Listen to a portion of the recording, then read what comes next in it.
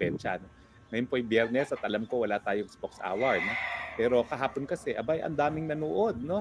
Mahigit 1 milyon nang nanood kahapon. So nagpapakita ng uhawang tao sa impormasyon tungkol dito sa ICC at yung kontrobersya kung saan kinuha nga sa pamamagitan ng kidnapping ang ating Pangulong Presidente, dating Presidente Rodrigo Roa Duterte.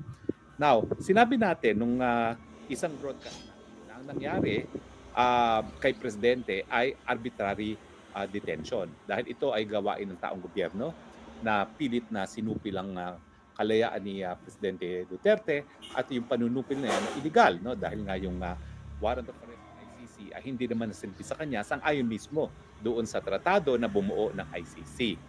No, so ang ating assertion ay yung pagkakakulong niya sa kanya sa ICC ay arbitrary detention din. Dahil bagamat hindi sila taong gobyerno ng Pilipinas, sila ay tao ng ICC. At ang ICC, sinasabi nila na may legal na basihan na kino-question naman natin.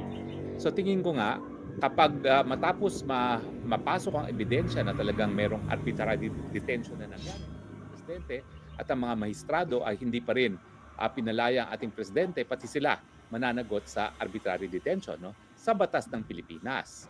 Ibang usapan yun kung makukuha natin pagkatao nila, no? Pero kung kinuha nila ang pagkatao ni Presidente sa pamamagitan ng kidnapping, yan nga yung dahilan bakit meron tayong kasabihan na do not come to court with unclean hands. Kasi when you come to court with unclean hands, pwede kang bawian, no?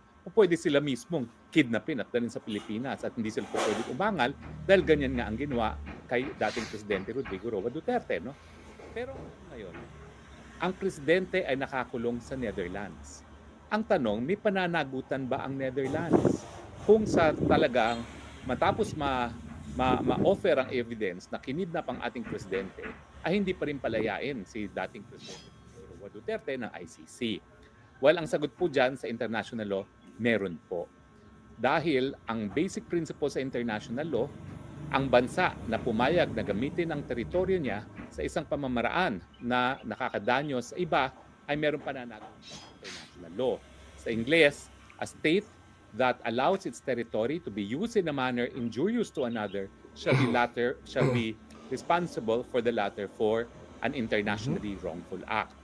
Bakit po nagkakaroon ng pananagutan ang kasi kung alam na niya na talagang naging biktima ng krimen ang ating dating Presidente na naging dahilan sa kanyang pagkakakulong sa ICC at wala siyang ginawa, well, masasabi na rin natin na ang Netherlands, dahil ang kulungan ay pinatatakbo ng gobyerno ng Netherlands para sa ICC, ay siya mismo may pananagutan din sa ilalim ng international law. No? Hindi naman siya po pwedeng magbulag-bulagan at bingi-bingihan dahil pag na-offer na ang evidence sa ICC, that's a matter of public record. At saka sa ngayon nga lang, ang aking assertion is, kung ako'y susulat sa Dutch government at pinakita ko yung mga video sa mga pangyayari, talagang makikita nila na illegal yung pagkakahuli kay dating Presidente Rodrigo Roa Duterte.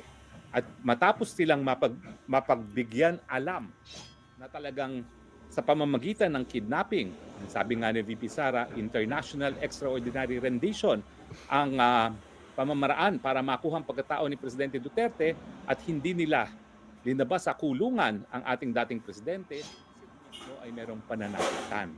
Now, ang tanong, saan ka po pwede pumunta para mapanagot ang Netherlands? Well, depende yan kung sino ang magrereklamo. Kung si Presidente Duterte mismo ang magrereklamo, ang tingin ko ang pinaka-epektibong korte na ay yung European Court of Human Rights. Kasi kabahagi ang Netherlands doon sa European Treaty on Human Rights at talaga namang nakasaad din dyan sa kanilang tratado yung karapatan ng lahat ng tao na nasa teritoryo ng European Union, hindi lang mga Europeans mismo. Lahat ng tao na narito sa Europa ay merong karapatan to due process, no? At ang due process naman ay kapareho ng due process na nakasaad sa ating saligang batas, no? No person shall be deprived of liberty without due process of law. At dahil nga kinidnap siya, pinalitan siya ng due process, no? Now, ang maganda dito sa European Court of Human Rights, ang desisyon ng European Court of Human Rights ay enforceable against a European member. So hindi siya Pyrrhic victory. Ang isa kasing forum na pwede rin ni dating Presidente Rodrigo Roa Duterte ay ang UN Committee on Human Rights. napakadami na po naming kasong naisampa diyan, nananalo kami, nagkakaroon ng deklarasyon na yung ginawa ng Pilipinas gaya ng criminal libel na nagpapataw ng parusa ay labag sa karapatan ng malayang pananalitan. Ang problema, parang inutil naman yung desisyon ng Human Rights Committee kasi pag inignore ng bansa, wala ka na magawa. Hindi gaya ng European Court of Human Rights na pwede mong ma-enforce laban sa Estado. Now, ang isa pang balakid dyan sa remedyong yan ay kinakailangan mag-exhaust ka muna ng domestic remedies. No?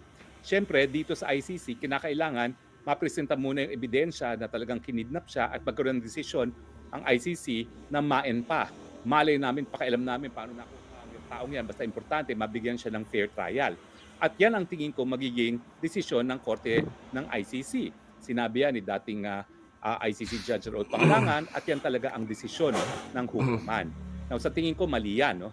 Dahil meron namang isang at least domestic constitutional court, ang Constitutional Court of South Africa, na sa tingin ko ay mas angkop sa prevailing norms of human rights law na hindi mo naman po pwede ituwid ang pagkakamali sa pamamagitan ng isa na namang maling pamamaraan.